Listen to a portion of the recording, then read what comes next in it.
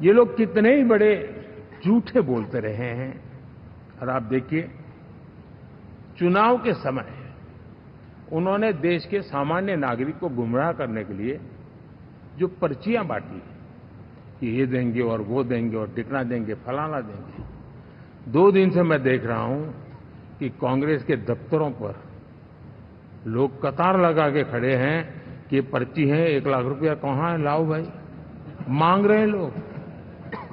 यानी आपने जनता जनार्दन की आंखों में कैसा उनको भ्रमित किया, कैसी आंख में धूल झोंक दी कि वो बेचारा सामान्य नागरिक मान के चलता था, हाँ भाई 4 जून के बाद रुपया मिल जाएगा, इसलिए वो जाके खड़ा रह गया।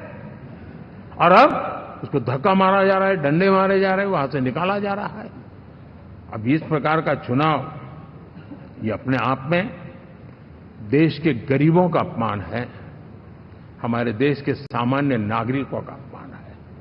और कभी भी देश ऐसी हरकतों को न भूलता है, न ही कभी माफ किए बिना माफ कभी करता है।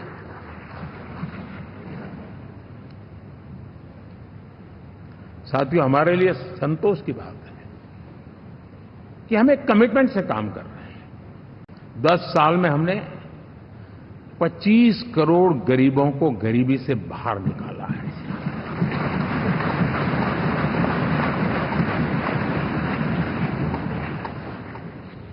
गरीब कल्याण का एक सुरक्षित मजबूत कवच दिया है हमने उसको। और उसके अंदर भी एक नए एस्पिरेशंस पैदा हुए हैं कि हां, अब मुझे गरीब नहीं रहना है। और उसके लिए मुझसे जो हो सके मैं हर अवसर का फायदा उठाऊंगा। 3 करोड़ गरीबों को घर, ये ऐसे कहने का आंकड़ा नहीं है जी। कितनी मेहनत पड़ती है मुझे मालूम है, लेकिन हम सफलतापूर्वक इसको कर पाए हैं। 4 करोड़ लोगों को दे चुके हैं। 3 करोड़ का हम संकल्प लेकर के आज से आगे बढ़ेंगे। यानी ये भी हिम्मत है कि 4 करोड़ देने के बाद जिन परिवारों का विस्तार हुआ है, जरूरत पड़ी है और राज्यों की भी उसमें इच्छा है, 3 करोड़ नए घर बनाने का संकल्प। 70 वर्ष की आयु से ऊपर के व्यक्तियों को, नागरिकों को 5 लाख रुपए तक इलाज के लिए मुफ्त इलाज की व्यवस्था। मुद्रा योजना के तहत हमारे नौजवानों को कारोबार के लिए 20 लाख तक की उनकी बैंक से उनको लोन मिले, इसकी व्यवस्था। ये मैं समझता हूं कि वायदा हमारे तीसरे कार्यकाल की गारंटियां, सब मैं अभी बताता नहीं हूं, लेकिन इन गारंटियों के प्रति हम कमिटेड हैं और उसे पूर्ण करने के लिए हम कोई कमी नहीं रखेंगे। साथियों, गरीब का सशक्तिकरण और मिडिल क्लास को सुविधा, ये हमारी प्राथमिकता है। क्योंकि मध्यम वर्ग अब इस देश का एक बहुत बड़ा चालक बल है। भारत की ग्रोथ स्टोरी में ये ऐसे ऐसे नए फोर्सेस मैं देख रहा हूं जो हमारी बहुत बड़ी शक्ति बनने वाले हैं। और इसलिए हम उस पर भी उतना ही, और मिडिल क्लास की बचत कैसे बढ़े, सेविंग कैसे बने, उसके लिए, उसके क्वालिटी ऑफ लाइफ के लिए हम क्या कर सकते हैं, हमारी योजनाओं का विस्तार कैसे किया जाए, हमारे नीति नियमों में बदलाव कैसे किया जाए, उस पर भी हम आने वाले दिनों में काम करते हैं। साथियों, पंचायत से पार्लियामेंट तक हमारी नारी शक्ति की सक्रिय भागीदारी, ये हमारा कमिटमेंट है। और हमने हमारे पिछले कार्यकाल में नारी शक्ति वंदन अधिनियम करके उस बात को हमने आगे बढ़ाया।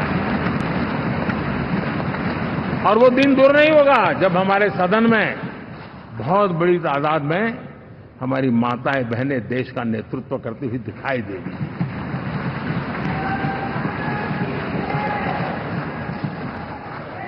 इस पूरे चुनाव में हम सबसे ज्यादा महिला उम्मीदवारों को टिकट देने वाली पार्टी रहे हैं।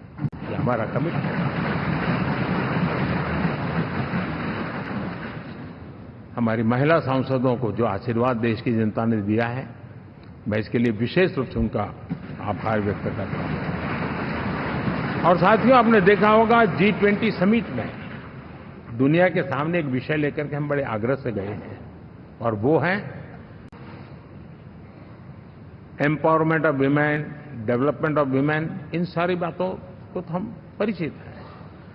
हमने एक नया सिद्ध किया है और हम G20 समिट से भी इसको आगे बढ़ा रहे हैं, विमेन लेड डेवलपमेंट।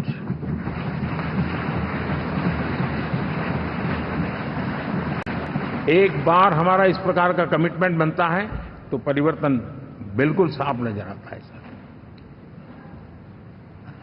साथियों, एनडीए का ये कार्यकाल बड़े फैसलों का है, तेज विकास का है,